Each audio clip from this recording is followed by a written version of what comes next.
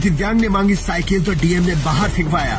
2 साल तक लगवाए चक्कर, फिर लात मार कर किया बाहर। जनता को याद आए चंद्रशेखर, जिन्होंने लड़ी दिव्यांगों की लड़ाई।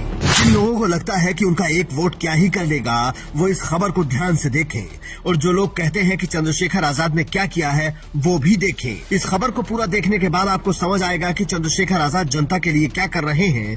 पहले ये तस्वीरें देखिए। ये शिवपुरी का डीएम ऑफिस है, जहां से गरीब दिव्यांग को बाहर फेंका जा रहा है, और ये है नगीना, जहां सांसद खुद दिव्यांगों को इलेक्ट्रिक ट्राईसाइकिल दे रहे हैं। अब जरा विस्तार से खबर को देखिए और फर्क को महसूस कीजिए। शिवपुरी में एक दिव्यांग 2 साल से कलेक्टर साहब से ट्राईसाइकिल की मांग कर रहा था, लेकिन साहब सिर्फ चक्कर लगवा रहे थे, और परेशान होकर जब दिव्यांग ने सवाल किया तो कलेक्टर साहब ने उसे बाहर फेंकवा दिया।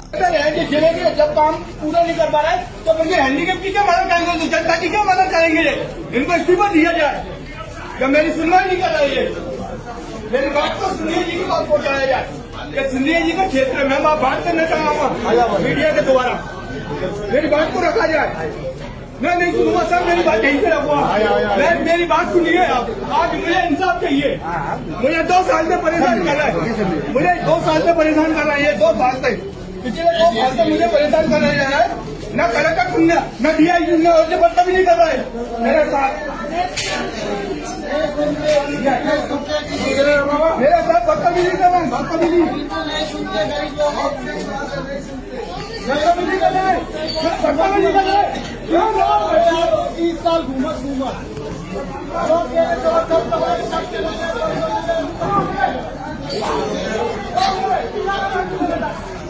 जिस शिवपुरी में दिव्यांग के साथ ऐसा व्यवहार हुआ, वहां से देवेंद्र कुमार जैन विधायक हैं, जो बीजेपी के टिकट पर जीत कर आए हैं। और इससे भी ज्यादा हैरानी आपको ये जानकर होगी कि ये गुना लोकसभा का हिस्सा है, जहां से केंद्रीय मंत्री ज्योतिरादित्य सिंधिया सांसद हैं।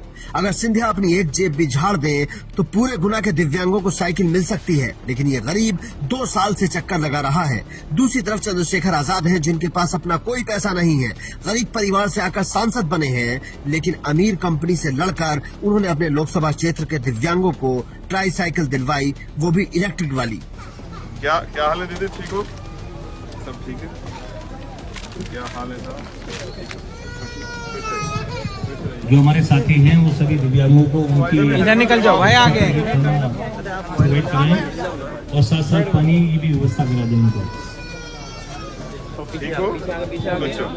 खुश हो? ठीक हो ना? हेलमेट पहना जरूर। कैसे हो?